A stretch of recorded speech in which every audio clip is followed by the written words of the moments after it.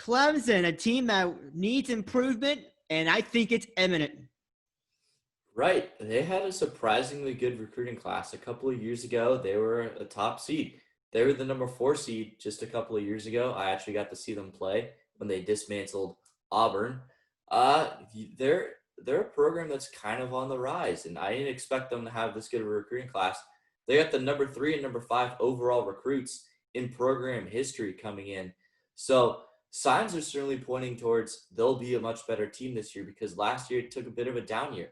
Went 9-11 in conference play, only 16-15 on the year. So they're going to need to bounce back if they want to make the tournament. They're going to be another one of those bubble teams. They're returning their top scorer, Tevin Mack, but I certainly think they're going to be in the middle to top tier in the ACC this year.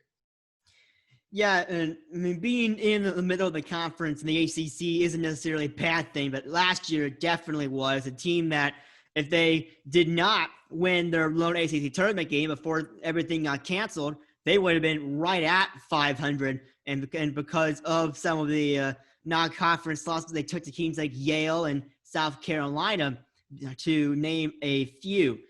Their go-to man is going to be Amir Sims. I'm not sure if that is even debatable. A guy that, if he is absolutely on top of his game, could garner some votes for first or second team all-conference and an outside contender for ACC Player of the Year. That probably will not end up happening, but it'll definitely be interesting to see how much he can try. There are guys that are going to be fighting for time. It's not a bad thing to have a lot of guys that are going to end up fighting for a lot of depth.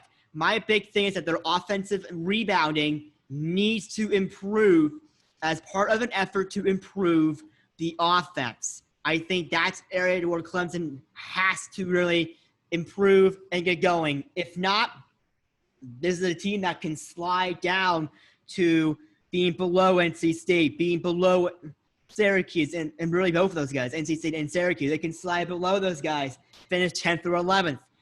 If the offense does improve and Sims does break out and become a star in the ACC, look for this team to finish around 6th, 7th, and trying to really fight for an NCAA tournament bid. I think Clemson is a team like Syracuse and NC State right now. It's a team that we cannot definitively say is going to be in the NCAA tournament. However, they definitely have a heck of a shot to try and get in to the tournament. And, of course, at the end of the program, we'll mention where we think the line is this year. Virginia Tech is one of those teams. Oh, I got one more note on Clemson. You mentioned the depth on this team. That's 100% right. And that's going to be key for this year because the practice times, they aren't really ramped up. So you're going to have more options if you aren't playing well at the beginning. And also towards the back end of the year, once your body starts to get fatigued because you keep playing, that's going to help because you got more bodies to throw in the game. You can give some more rest minutes on the bench to your starters so they can give you better overall minutes. And then also if COVID-19 is still relevant come later in the year, if you do have a player go down with the virus, you're still all right because you have other players, unless if there's obviously an outbreak.